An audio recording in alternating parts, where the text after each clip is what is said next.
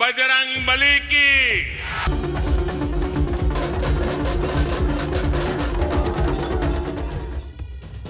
कर्नाटक का चुनाव पूरे शबाब पर है। पीएम नरेंद्र मोदी जिस तरह बजरंगबली का नाम लेकर कांग्रेस पार्टी पर हमलावर हैं, उससे ये सवाल खड़ा होता है कि क्या इस बार भी वो बीजेपी के लिए संकट मोचक साबित होंगे। कर्नाटक को भारतीय राजनीति में दक्षिण का द्वार कहा जाता है।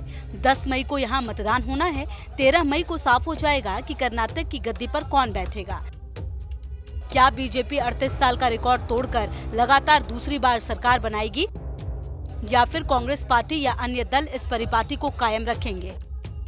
बहरहाल नतीजों के लिए तो अभी कुछ दिन इंतजार करना होगा, लेकिन आज हम जिस बात पर चर्चा करने जा रहे हैं वो है मोदी और उनकी रणनीति। पिछले कई मौकों पर ये साफ दिखा है कि मोदी चुनाव के आखिरी दौर में मैदान में उतरते हैं, एक के बाद एक रैलियां और रोड शो करके माहौल बनाते हैं और बीजेपी को छप्पर फाड़कर फायदा होता है। कर्नाटक विधानसभा चुनाव 2023। मोदी और उनके रणनीतिकारों की खासियत ये है कि वो विपक्षी दलों के मुंह से निकली बातों को उन्हीं के खिलाफ हथियार बना लेते हैं और ऐन मौके पर चुनावी हवा का रुख पलट देते हैं। मौत का सौदागर, जहर की खेती, नीच, चाय वाला जैसे कई उदाहरण हमारे सामने हैं। जब मोदी और बीजेपी ने कांग्रेस नेताओं के बयानों से उन्हीं को घायल कर दिया था, कर्नाटक के चुनाव में भी बीजेपी कुछ इसी रणनीति पर आगे बढ़ती नजर आ रही है। कांग्रेस पार्टी ने अपने घोषणा पत्र में बजरंग दल को बैन करने की बात कही तो बीजेपी ने उसे हाथों हाथ ले लिया। यहाँ तक कि पीएम मोदी की रैलियों में भारत माता की जय से पहले बजरंग बली के नारे लगे। बीजेपी ने इसे हनुमान जी से जोड़ दिया और बजरंग बली का अपमान बता दिया। देखिए हॉस्पिट की रैली में पीएम मोदी ने क्या कहा। कांग्रेस पार्टी ने अपने मैनिफेस्टो में बजरंग बली को थाने में बंद करने का निर्णय किया है।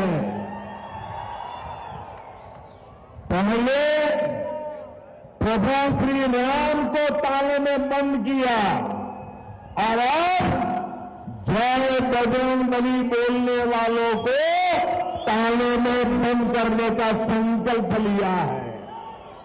यह देश का दुर्भाग्य है कि कांग्रेस पार्टी को प्रभु श्री राम से भी तकलीफ होती थी और अब जय बजरंग बली बोलने वालों से भी तकलीफ हो रही है। इससे पहले कांग्रेस अध्यक्ष मल्लिकार्जुन खड़गे ने पीएम मोदी की तुलना जहरीले सांप से कर दी थी। बीजेपी ने तुरंत तीखा मोर्चा खोल दिया। कांग्रेस को गलती का एहसास हुआ। उसे लगा कि कहीं ये पिछले बयानों की तरह उस पर भारी ना पड़ जाए। हालात भांपते हुए खड़गे ने माफी मांग ली। इन राज्यों में बीजेपी सरकार। कर्नाटक का इतिहास रहा है कि 1985 के बाद यहाँ किसी पार्टी की लगातार दूसरी बार सरकार नहीं बनी। बीजेपी यहाँ पर अकेले दम पर कभी सत्ता हासिल नहीं कर पाई है। अभी तक जब भी उसे कर्नाटक की गद्दी मिली, चुनाव पूर्व या चुनाव के बाद गठबंधन के जरिए ही मिली है। 2004 के बाद कर्नाटक 11 मुख्यमंत्री देख चुका है। राज्य में 1999 और 2013 ही 2 मौके आए जब कांग्रेस पूर्ण बहुमत से सरकार बना पाई और अब बीजेपी मोदी मैजिक के जरिए इस परिपाटी को तोड़ने की आस लगाए बैठी है। उसके नेताओं को भरोसा है कि पीएम मोदी और अमित शाह की जोड़ी की बदौलत कर्नाटक में एक बार फिर से कमल खिलेगा और जबरदस्त तरीके से खिलेगा।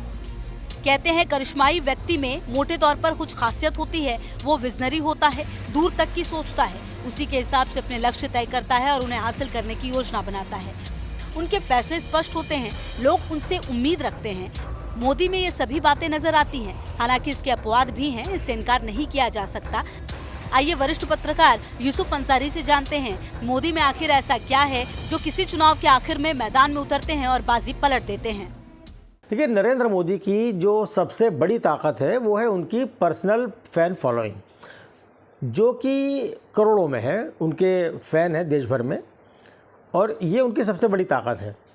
इसी वजह से जब नरेंद्र मोदी किसी भी राज्य के चुनाव में आखिरी वक्त में पहुंचते हैं तो वो कुछ ऐसी बातें बोलते हैं जिनसे वो अपनी प्रतिष्ठा को जोड़ लेते हैं और विपक्ष पर इस तरह से हमला करते हैं कि विपक्ष उनकी निजी प्रतिष्ठा पर हमला कर रहा है या उन्हें निजी तौर पर नुकसान पहुंचाना चाहता है।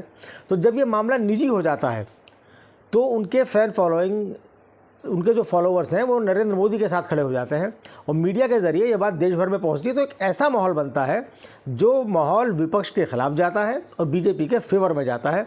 तो यही वजह है कि आखिरी वक्त में चुनाव प्रचार में कूद के नरेंद्र मोदी चुनावी हवा का रुख अपनी तरफ और बीजेपी की तरफ मोड़ लेते हैं और ज़्यादातर मामलों में उन्हें इसमें कामयाबी मिली है अभी तक। कर्नाटक चुनाव नतीजे 2018। कर्नाटक में बीजेपी इस बार मिशन 150 पर काम कर रही है, लेकिन उसके सामने न सिर्फ एंटी इनकम्बेंसी की चुनौती है, बल्कि पहली बार बीजेपी नाखुश नेताओं की नाराजगी भी झेल रही है।